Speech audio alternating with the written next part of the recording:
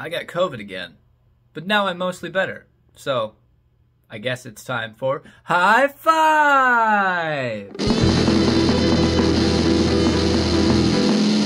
Second round of COVID, definitely way easier than the first round of COVID, but like, it's not fun to be sick.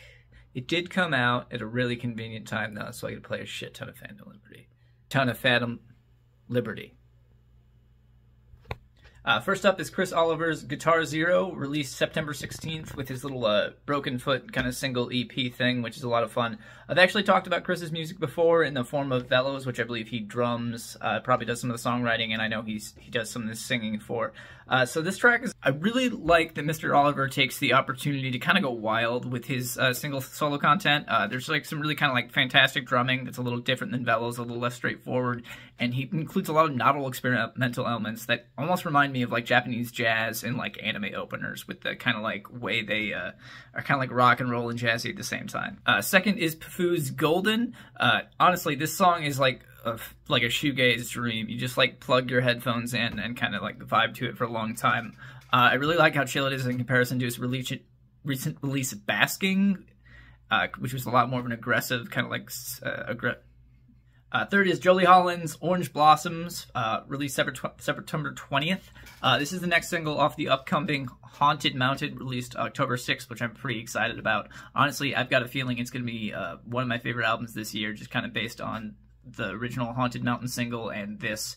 It's got such like soulful singing, and it's got this like jazzy vibe with the piano and the drums that I thoroughly enjoy. I can't believe I almost forgot about this artist for like a decade.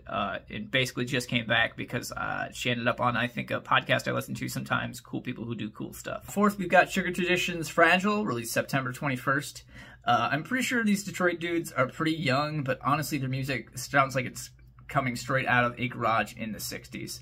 It's really excellent. It's actually one of the first bands I did a review on with their 2021 album Sugar Shack, so you should check that out, and the album. Both great. Finally, we've got Post Eden's Ruins, released September 22nd. Honestly, this song just feels epic. It's kind of big. Some long songs can drag, and some are a real journey, and this one is definitely the latter. The beginning kind of gives me some like Dino Jr., fuzzy, frantic guitar vibes, and then the end really changes it and kind of slows it up, and it just feels, I don't know, big. So I also released a song this week, Creeping Corporeal Creature by Justin HK and like the Existential Dread at the same time.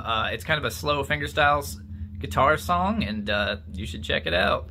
It is also on the High Five playlist. I almost forgot, next week, Friday, is Art Vanguard 2, Fart Vanguard by the Existential Dead, based kind of a sequel to an album I did by Justin Hurst. That was just me and my wife kind of coming up with dumb song names, and then I had to write a song about them. Anyways, it's... And this, folks, is what we call art.